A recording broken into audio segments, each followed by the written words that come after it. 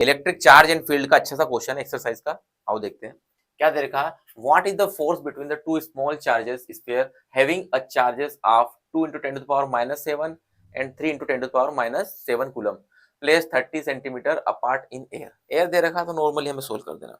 देखो इस पहले हम बात कर लेते क्या क्या दे रखा है आपके पास में। Q1 कितना दे रखा है 2 × 10⁻⁷ कूलम, और Q2 कितना दे रखा है आपको 3 × 10⁻⁷ कूलम। दो चार्जेस बना लेते हैं, है ना।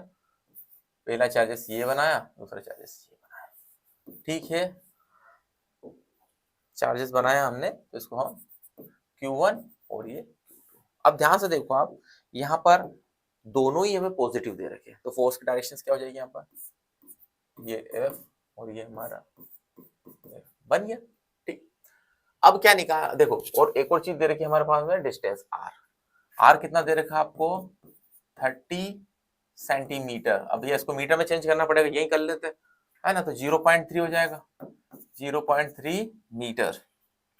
फॉर्मूला क्या बोलता है हमारा, सिंपल सा फॉर्मूला है हमारा कि F = 1/4πε0 Q1 Q2 upon R का स्क्वायर। 4πε0 की वैल्यू कितनी होती है 9 × 10⁹, ठीक है। 9 × 10⁻, डायरेक्ट वैल्यू हम पुट कर देते हैं हमारा। F = कितना हो जाएगा 9 × 10⁹, और Q1 की वैल्यू कितनी है हमारे पास में 2 × 10⁻⁷, 3 × Q2 की वैल्यू 10⁻⁷, ठीक है।